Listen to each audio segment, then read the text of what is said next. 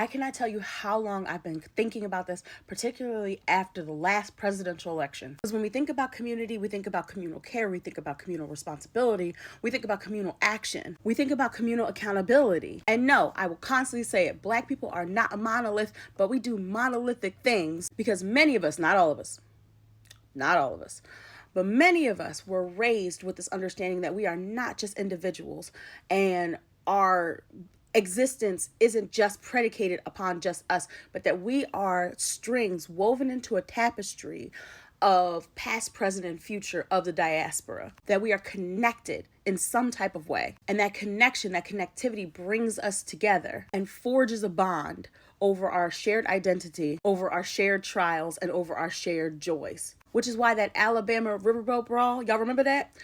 That's why that had such impact on us, like as a community. And good, bad, or indifferent, you will hear something about the Black community, but the same can't be said for white folks. Now, I'm just one person. I only have one perspective. I only have a certain scope of things.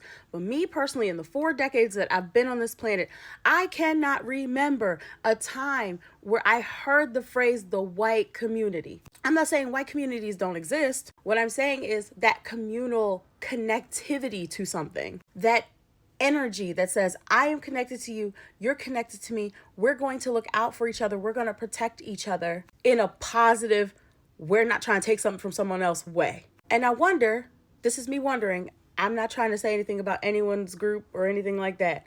I'm just making an observation as a person from the outside. I wonder if that's why folks don't see how their own actions as individuals, because they were raised more individualistically than we are. Black folks know we weren't even allowed to do certain things in public spaces because it would embarrass our parents. Good, bad, or indifferent. Like, table that conversation. Like, we were always representations of not just our parents, not just our families, but of our entire people. Good, bad, or indifferent. There's a lot we could say about that, which is why, like, when something tragic happens on the TV, why Black folks will also be really empathetic to the people who have experienced the tragic thing, but also we'll be sitting back biting our nails and be like, I hope it wasn't a Black person that did it. I hope it wasn't a Black person who made this mistake. I hope it wasn't a Black person who caused the harm. Because from the outside looking in on Black culture, if one Black person does one bad thing wrong, all of this vitriolic energy is directed at us, whether we knew the person or were related to the person or not. Meanwhile, there's a whole history of things, and all of those people are called lone wolves. Meanwhile, the majority of them come from the same pack.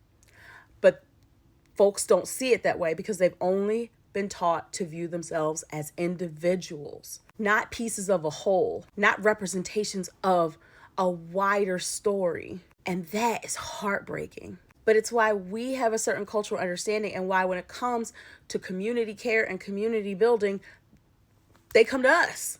They look at us. How y'all do that? How y'all get all y'all together? How y'all all know the same dance steps? Like, how is this happening? So again, I've been thinking about this. This is my first time actually like saying it out loud. But yeah, what's good with the community? Like, let's have this conversation.